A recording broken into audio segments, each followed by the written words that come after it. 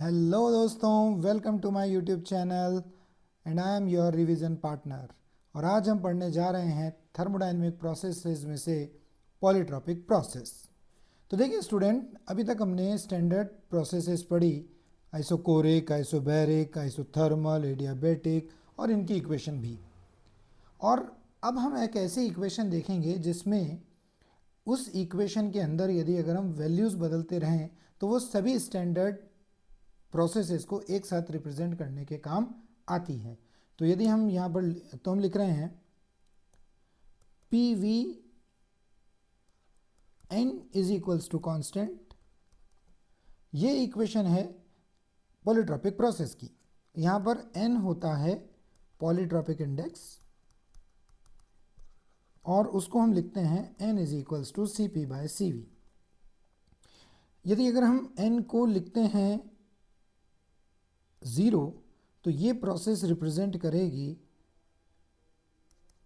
Isobaric. N को infinity लेने पर इस इक्वेशन से हम पता लगाएंगे कि ये रिप्रेजेंट करेगी आइसोकोरिक को। एन को 1 लेने पर ये बन जाएगी इक्वेशन आइसोथर्मल की। और एन को गामा लेने पर इसी इक्वेशन को हम यूज़ करेंगे एडियाबैटिक प्रोसेस के लिए। अगर यदि मान लो एन की वैल्यू इनमें से कोई नहीं है और इन्फिनिटी के बीच में है, एन 0 से इन्फिनिटी के बीच में है, लेकिन इन वैल्यूज़ से दूसरी कोई वैल्यूज़ है, तो फिर उसकी इक्वेशन हो जाएगी P V power N is equals to constant, और इसी को हम एक पॉलीट्रॉपिक प्रोसेस कहेंगे। तो इसी तरीके से यदि अगर हम मोलर स्पेसिफिक हीट देखें तो आइसोबैरिक के अंदर होता है C बराबर सी पी, आइसोकोरिक C बराबर C V, isothermal C is equals to infinity and adiabatic C is equals to 0। यदि पॉलीट्रॉपिक प्रोसेस है तो C इज इक्वल्स टू लिखें C V plus R upon 1 minus N. ये क्यों आया, किस तरह से आया, उसके लिए आपको मेरे चैनल पे फर्दर वीडियोस देखने होंगे। अब बात करते हैं पॉलीट्रॉपिक प्रोसेस में हीट एब्जॉर्ब की। तो हीट एब्जॉर्ब का फॉर्मूला सिंपल है, delta Q is equals to N C delta T. Clear. अब बात करते हैं मोलर हीट कैपेसिटी की। So C is equals to C V plus R upon 1 minus N की। और अब आता है वर्क डन, जो कि होता है P2V2 minus P1V1 divided by 1 minus n, which also can be written as nr delta t upon 1 minus n। तो इन्हीं केसेस में हम जितने भी पी वाई क्यू आए हुए हैं जेई के, सभी इसी कंसेप्ट पर बन जाएंगे और आपको कुछ और भी पढ़ने की ज़रूरत नहीं है, सारे इसी में एज यूजुअल हम यूज़ कर सकते हैं। Okay, let's try some of the questions. First question हमने लिया है जेई 2019 में। इसमें हमको बोला गया है कि टेम्परेचर और वॉल्यूम का एक रिलेशन हमको दे रखा है, V T is equals to constant.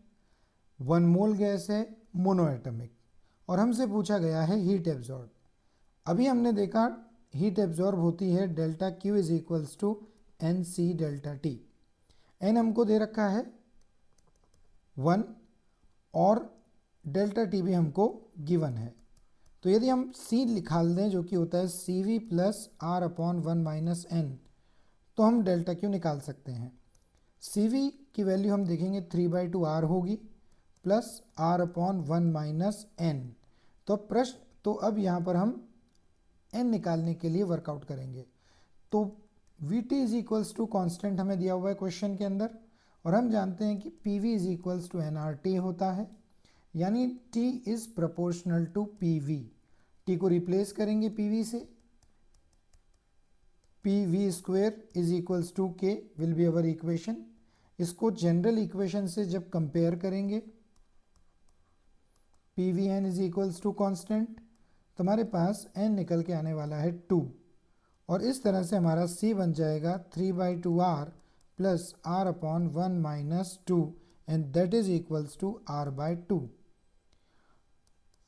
Delta Q के अंदर इसको इंसर्ट करेंगे तो ये हो जाएगा n r/2 delta T, n की वैल्यू है 1, therefore this will be equal to r/2 delta T, option number 1। So simple equation के ऊपर ये बेस्ड है। अगला नेक्स्ट क्वेश्चन हम देखने वाले हैं। यहाँ पर हमको प्रेशर और वॉल्यूम से रिलेटेड एक इक्वेशन दे रखी है, that is PV 3/2 is equals to constant. Simple equation हम जानते हैं, PVN is equals to constant. यदि हम कंपेयर करते हैं, ऑन कंपेयरिंग हमें मिलने वाला है n इज इक्वल्स टू 3/2। पूछा हमसे गया है वर्क डन, तो वर्क डन का फॉर्मूला ऑलरेडी हमने देखिए पढ़ा है, P2V2 minus P1V1 upon 1 minus n, तो P2V2 minus P1V1 upon 1 minus 3/2। So the answer will be 2 P1V1 minus P2V2. So this answer is basically first one. यही हमारे channel का main motto है कि बहुत कम समय में आपको कंसेप्ट समझा सकें, फॉर्मूला बता सकें, और उतना ही बताएं जितना जेई मेन के लिए क्वेश्चंस में अभी हमें ज़रूरत है, क्योंकि समय बहुत कम है और हमें टू द पॉइंट स्टडी करने की ज़रूरत है। तो मैं आपको कंसेप्ट बताऊंगा, कंसेप्ट समझाऊंगा, और उसके जस्ट नेक्स्ट PYQ जो आए हुए हैं उसी टॉपिक पर वो कराऊंगा। सो उसके लिए आप कंटिन्यू सब्सक्राइब करते रहिए और जुड़े रहिए मेरे चैनल से, ताकि हम 1 to 1 एक एक करके सारे कंसेप्ट को लेते रहें और आपका जेई मेन की तैयारी 2026 के लिए अच्छे से कर सकें। So it is very important, kindly subscribe. Thank you very much.